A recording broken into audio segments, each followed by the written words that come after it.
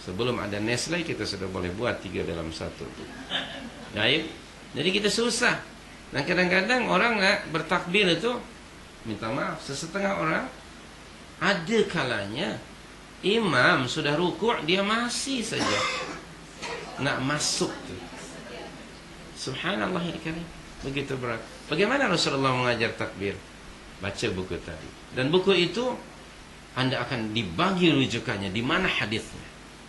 Pengarang itu sangat ikhlas dan dia bagi tahu di mana hadis itu terdapat. Anda rujuk hadisnya kata sehingga nombor sekian hadisnya dia bagi tahu. So kita bertahmid, kita mungkin boleh membeli kutubus sittah, tapi nak mengcombine-kan semua hadis dalam bab umpamanya salat, mungkin kita we have no time untuk itu. Maka Syekh Muhammad Nasiruddin Albani rahmatullahi alaihi telah membantu kita untuk memudahkan. Tapi beliau sangat jujur, kerana dalam bukunya itu ada nota kaki.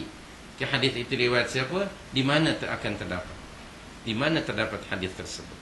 Saya harap Anda membeli kutubus sittah, kumpulan hadis-hadis Rasul yang 6 itu. Sahih Bukhari, Sahih Muslim, Sunan Abu Dawud, At-Tirmidzi, An-Nasa'i dan Ibnu Majah. Anda belilah 6 buku itu. Yang pasti lain-lain. Tapi sekarang kalau Anda beli penerbit Darussalam dari Riyadh, penerbit Darussalam banyak sekali buku yang dia terbitkan. Dia combinekan kutubus sittah tu jadi satu, tebal. Tapi kertasnya sangat berkualiti sekali, nipis dan berkualiti. Nah itu Anda beli itu, bahkan ada dalam satu CD-ROM. Subhanallahil karim, sekarang dengan kemudahan teknologi. Baik, kita merujuk pada milikilah kutubus sittah. If you do love your messenger, you must have that book. Macam mana kita mengucapkan wa asyhadu anna Muhammadar Rasulullah? Tidak satu pun kumpulan hadis Nabi ada di rumah. Duka cita kita. Okay, hadis 40 Nawawi pun setengah kita belum tahu. Okay, kitab Riyadhus Shalihin Sahih Bukhari belum tahu kita. Baik. Kita hanya kenal Said Al-Bukhari. Sahih Al-Bukhari kita belum kenal.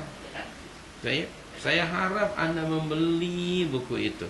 Harga semua buku itu lebih murah daripada harga kancil.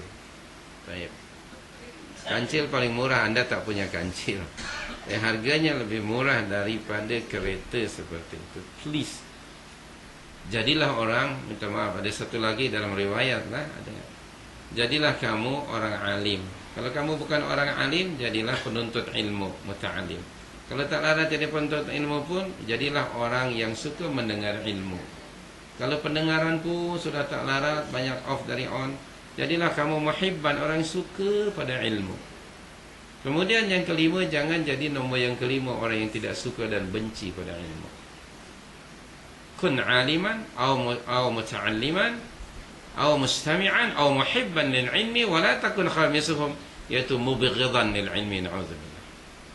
So kita mesti ini semuanya hadis-hadis Rasul yang kita sampaikan.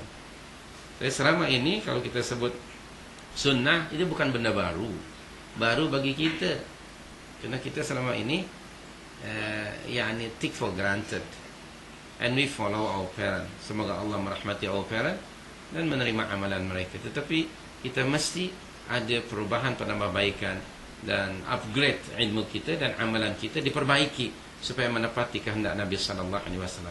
Kerana amalan kita semua nanti di akhirat akan disaksikan oleh Rasul. Dan Allah akan bertanya, "Ya Muhammad, yang itu kamu ajarkan atau tidak?" Nabi kata, "Kalau aku kata tidak, amalan kamu itu kamu akan celaka." Dalam surah 4 ayat berapa? 31 ke? Ada ayatnya. Subhanallahil karim. Nabi menyuruh seorang sahabat Abdullah bin Mas'ud radhiyallahu anhu untuk membacakan Al-Quran. Dibacalah surah 4 bila sampai ayat 31 kan? Bagaimana bunyi ayatnya? Fa kaifa idza ji'na bika 'ala haula'i shahida. Ada tak? Bagaimana bunyi ayatnya? Ayat 41.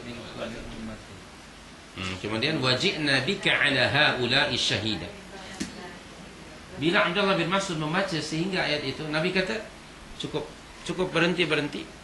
Lalu kata Abdullah bin Mas'ud, Nabi SAW memalingkan mukanya, dan aku nampak beliau menangis. Ditanya, ya Rasulullah, kenapa anda menangis? Kata Nabi SAW, aku tidak sanggup. Aku nanti di akhirat, pada the day of judgment, pada hari hisab, tiap-tiap Rasul yang pernah diutus kepada umat akan dipanggil untuk menyaksikan amalan umatnya masing-masing.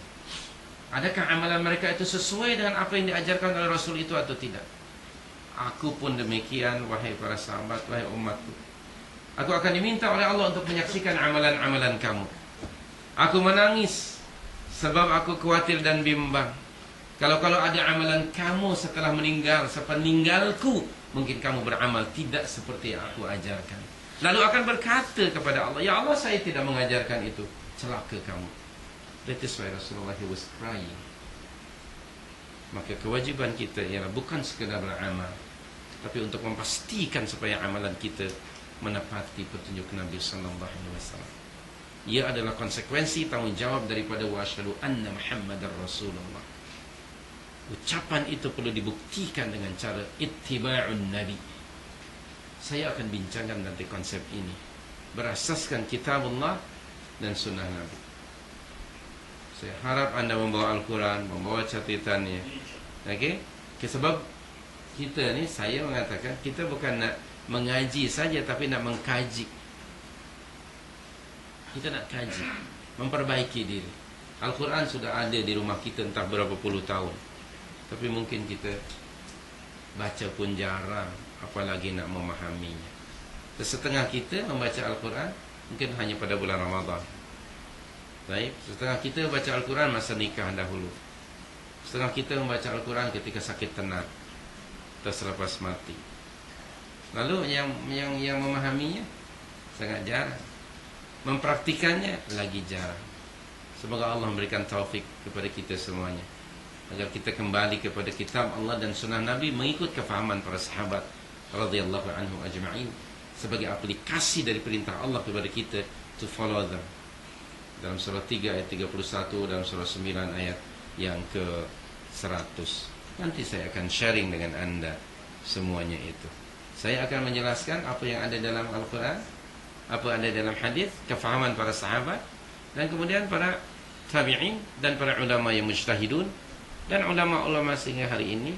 Dan biiznillah, I will share with you mana-mana reference, I will tell you. Dan apa yang ada dari saya, I will tell you also. Dan anda tidak mestinya mengikuti kalau itu from my own opinion. Tapi kita masih berasaskan dalam membincangan agama itu qala Allah, qala Rasul. Aplikasi dari surah 49 ayat yang pertama. Terima kasih.